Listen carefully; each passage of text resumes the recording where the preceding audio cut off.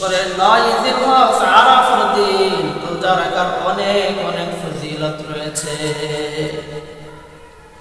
পয়গম্বর আরবি সাল্লাল্লাহু আলাইহি ওয়াসাল্লাম হাদিস পাকের মধ্যে ইরশাদ করেন, সিয়ামু ইয়াউমি আরাফাতা আন্নী আহতাসিবু আলা আল্লাহ আন ইউকাফিরা আস-সানাতা আল্লাতী ক্বাবলাহা ওয়াল্লাতী বা'দা।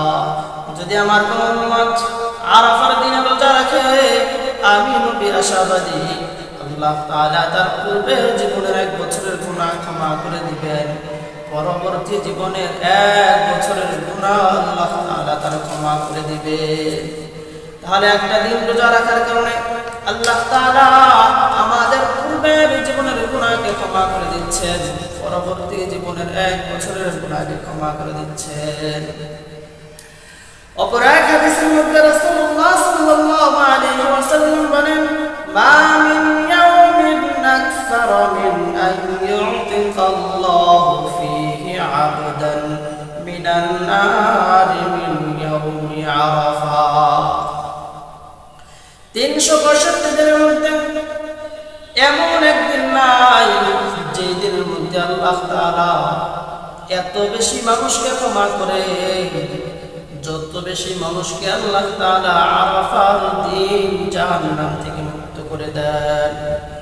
তথা আরাফার দিন আল্লাহ তাআলা জাহান্নাম থেকে এত পরিমাণ মানুষকে মুক্তি দিয়ে দেন, জান্নাতের মধ্যে ঢুকিয়ে দেন, যেই পরিমাণ মানুষকে আল্লাহ তাআলা বছরের অন্য কোনো দিনে ক্ষমা করে দেন না।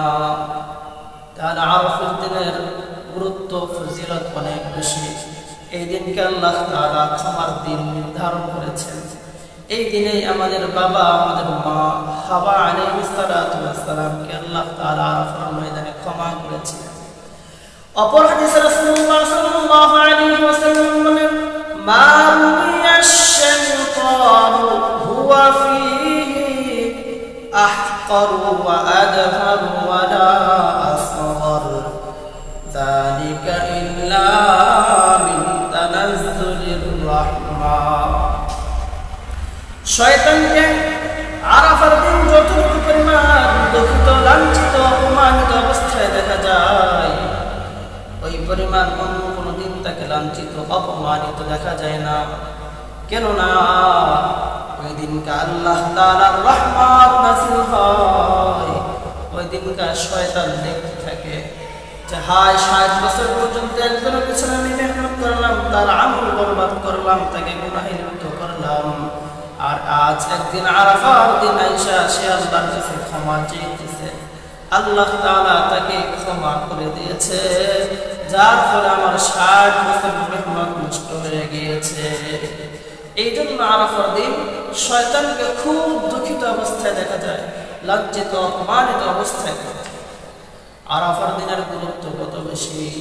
ইহুদিরা হযরত ওমর ফারুক রাদিয়াল্লাহু তাআলা আনহুর কাছে এসে বলতেছে, হে আমিরুল মুমিনিন, আল্লাহ তাআলা আপনাদেরকে এমন একটা দিন দিয়েছেন, ওই দিনটা যদি আল্লাহ তাআলা আমাদেরকে দিতেন তাহলে আমরা ওই দিনটাকে ঈদ বানায় নিতাম। হযরত ওমর ফারুক বললেন, সেই দিনটা কোন দিন? এবার ইহুদিরা বলল, সেই দিনটা হলো আরাফার দিন।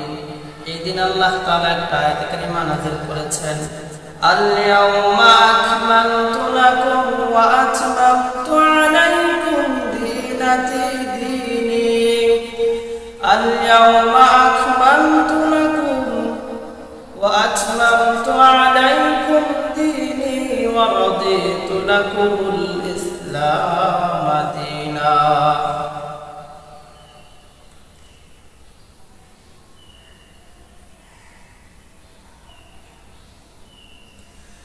اليوم أكملت لكم دينكم وأتممت عليكم نعمتي ورضيت لكم الإسلام دينا। আল্লাহ পাক রব্বুল আলামিন বলেন, আজ তথা আরাফার দিন আমি তোমাদের ধর্মকে পরিপূর্ণ করে দিয়েছি, আমার নিয়ামত তোমাদের উপর পরিপূর্ণ করে দিয়েছি, এবং আমি তোমাদের জন্য ইসলাম ধর্মকে আমাদেরকে মনোনীত করেছি। ইহুদিরা বলতেছে এই আয়াত কারিমা যদি আমাদের উপর অবতীর্ণ হইতো তাহলে আমরা এই দিনটাকে ঈদের দিন বানিয়ে নিতাম।